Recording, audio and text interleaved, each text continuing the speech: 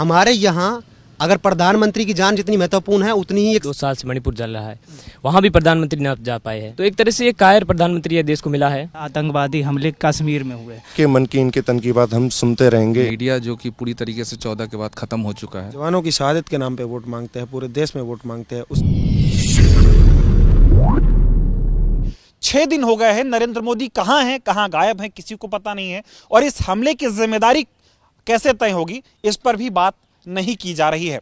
क्या तमाम पढ़ने लिखने वाले छात्र हैं, ये छात्र इस मुद्दे को कैसे देखते हैं और इस पर इनकी क्या राय है, फिर ये कैसे हो गया? देखो, जुमलेबाजी करने की उनकी पुरानी आदत है और ये जुमला एक नया दिया है उन लोगों ने। अगर मैं बताऊं, उनके लिए सिविलियंस की जान मैटर करती ही नहीं है। इससे पहले रेलवे स्टैम्पेड होता न्यू दिल्ली में, उससे पहले कुंभ में हुआ, सिविलियंस को निहत्थे रूप से मतलब यानी मारा जाता है। अगर आप Z+ सिक्योरिटी देखोगे, आप देखो अंबानी के पास Z सिक्योरिटी है, अडानी के पास Z सिक्योरिटी है, जितनी भी सेलिब्रिटी है Z सिक्योरिटी है। वहाँ आज भी देखो तो 1 लाख आर्मी ऑफिसर्स की यहाँ रिक्रूटमेंट नहीं हुई इंडियन आर्मी में। 8,000 से ज़्यादा लेफ्टिनेंट की पोस्ट खाली हैं। ना आपके पास सफिशिएंट आर्मी आप रिक्रूट कर रहे हो, और जो आप आर्मी का हाल था उसमें अग्निवीर लाकर कर रहे हो। तो दूसरा सवाल सबसे बड़ा ये है कि इतने हाई एल्टीट्यूड पहलगाम जो पहलगाम एरिया है वो हाई एल्टीट्यूड पे बसा हुआ है, तो हाई एल्टीट्यूड में आपके पास सिक्योरिटी क्यों नहीं है?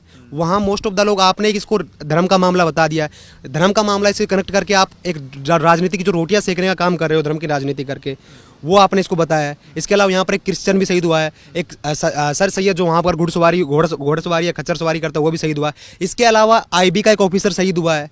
इसके अलावा जयपुर के नीरज शहीद हुए हैं। महाराष्ट्र में जो अभी नेवी लेफ्टिनेंट है वो शहीद हुए हैं। तो अच्छा खासे लोगों को जान गंवानी पड़ी है। देश सुरक्षित रहे, उन्होंने 370 हटाया, बड़े बड़े वादे किए, चुनावी वादे किए कि 370 हटाने के बाद हमने कश्मीर में अमन स्थापित कर दिया, कश्मीर को खुशहाल बना दिया। देश के जो भी टूरिस्ट हैं उनसे अपील किया कि आप कश्मीर में जाओ। लेकिन उसके बाद हुआ क्या? पहले टूरिस्टों पे हमला नहीं होता था, लेकिन अभी हम देख रहे हैं कि टूरिस्टों को चुन चुन के मारा गया उसमें। हमारा सवाल ये है कि जहाँ पे 40 टूरिस्ट इकट्ठे हुए थे कश्मीर के उस एरिया में जिसमें आतंकवादी संगठनों की गतिविधियाँ होती हैं, तो वहाँ पे हमारे जो आर्मी पर्सनल्स हैं या जो भी सुरक्षा के क्या व्यवस्था किए गए थे सरकार के द्वारा? हमारा तो सवाल यही होना चाहिए कि बतौर छात्र, बतौर युवा क्या सोचेंगे, आप क्या कहना चाहेंगे? पहली बात तो ये है कि जितना आप जम्मू कश्मीर से जुड़ा हुआ डाटा उठा के देखेंगे, तो जब से नरेंद्र मोदी की सरकार आई है, लगातार सिविलियंस की डेथ या कैजुअलिटी जिसको हम कहते हैं, उसका डाटा आज भी उतना ही है। ये सिर्फ और सिर्फ एक जो इलेक्ट्रॉनिक मीडिया है जो नोएडा में बसा हुआ है, इसने ऐसा नैरेटिव चलाया कि देश बहुत सुरक्षित है, देश में सब जगह सही है, लेकिन ऐसा बिल्कुल भी नहीं है। Data speak more louder than the propaganda machinery. तो यही सच है। और बात यह है कि इस्तीफ़ा देना चाहिए, लेकिन पहले भी कहाँ दिया?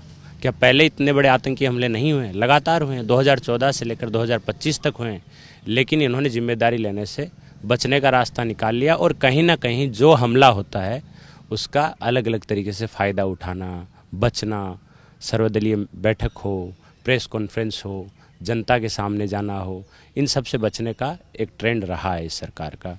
हमें ये जिम्मेदारी बनानी चाहिए कि जब 2029 का चुनाव आए तब हम इनसे जवाब लेंगे, और वो इलेक्शन के थ्रू लेंगे कि जो ये आज नहीं बोल रहे उस टाइम इन्हें बोलना पड़ेगा, और अगर ये नहीं बोलते हैं उस टाइम भी तो फिर हम इन्हें निकालेंगे। यह हमारा मुद्दा होना चाहिए अभी। वो तो अभी से इलेक्शन मोड में आ गए ना नरेंद्र मोदी। बिहार चले गए, बताओ, कश्मीर नहीं गए। बिहार में जाके नीतीश कुमार के साथ ठहाके लगा रहे हैं और वहाँ अंग्रेजी में दुनिया को संदेश दे रहे हैं कि हम आतंकवाद बर्दाश्त थोड़ी करें। नहीं, इनका मोडस ऑपरेंडी देखिए ना। मोदी जी बहुत बोलते हैं मोडस ऑपरेंडी, मोडस ऑपरेंडी। इनका मोडस ऑपरेंडी 24/7 इलेक्शंस है। इनका एक ही मुद्दा है कि हमें इलेक्शन लड़ना है, इलेक्शन जीतना है, चाहे कैसे भी जीते, चाहे एकदम नीचे तक वो गिर जाए, पर उनका मेन मोटिव यही है कि इलेक्शन जीतना है। 2014 के बाद सबसे ज़्यादा आतंकवादी हमले कश्मीर में हुए। अब डाटा देके सबसे ज़्यादा जवान शहीद हुए हैं, सिविलियन शहीद हुए हैं। सरकार पूरी तरीके से फेलुअर है। इसमें राजनाथ सिंह, अमित शाह, नरेंद्र मोदी सभी लोग फेलुअर हैं। ये लोग वोट बैंक के तरीके से यूज करते हैं, हिंदू बनाम मुस्लिम की राजनीति करते हैं, इसको वोट बैंक की तरह से यूज करते हैं। अभी बिहार में इलेक्शन आने वाले हैं, इसीलिए इसको उस वे में यूज करेंगे। और कि आप एक विदेश यात्रा तो चलिए आप कैंसिल करते हैं, उसके जस्ट कुछ देर बाद आप बिहार में एक रैली करने चले जाते हैं, उसके कुछ देर बाद आप एक मन की बात करते हैं, और इस पूरी घटनाक्रम पे आप कहीं से कहीं तक कोई जिम्मेदारी लेने के लिए राजी नहीं होते हैं। तो इस गैर जिम्मेदारी के खिलाफ मैं उसकी भर्त्सना करता हूँ, उसको कंडम करता हूँ। 6 दिन हो गए इस घटना को और उसके बाद सर्वदलीय मीटिंग भी होती है, उसमें भी प्रधानमंत्री नहीं दिखते हैं। हम इससे पहले भी देखते हैं कि मणिपुर में आज 2 साल से मणिपुर जल रहा है, वहाँ भी प्रधानमंत्री न जा पाए हैं। इस तरह की तमाम घटनाएं जो भी होती रही है, जैसा चीन ने किया है हमारे देश के साथ जो भी कभी भी सिक्योरिटी को लेकर, तो उसका चीन तक का नाम तक भी नहीं लेते प्रधानमंत्री। तो जितने भी हम आतंकवादी हमले देखेंगे उन पे ये गौर करेंगे कि कब हुए, कहाँ हुए और किस पर हुए, तो हमें जानेंगे कि कोई आतंकवादी हमला सिक्योरिटी फोर्सेस पर होता है जिसका मैसेज अलग होता है। अगर इस हमले की बात करें तो सिविलियंस पर हुआ और पर्टिकुलरली धर्म पूछकर मारा गया। अगर धर्म पूछकर मारा जाता है तो ये आतंकवादियों का एक मैसेज था, वो पहुंचाना चाहते थे पर्टिकुलरली 2 धर्म के बीच में रिफ्ट यानी आपका डिफरेंसेस लाना चाहते थे, ये उनका मैसेज था। और हमारी जो बुद्धिहीन मीडिया है इस छोटे से मैसेज को जो उन्होंने अनंतनाग और इधर बनाया है उसे पूरे हिंदुस्तान में फैला रही है। एक आतंकवादी मानसिकता को हमारी मीडिया, हमारी देश की अभी सरकार उसे फैलाने में लगी हुई है। इससे शर्मनाक बात क्या हो सकती है? लोकतंत्र का 4 स्तंभ है।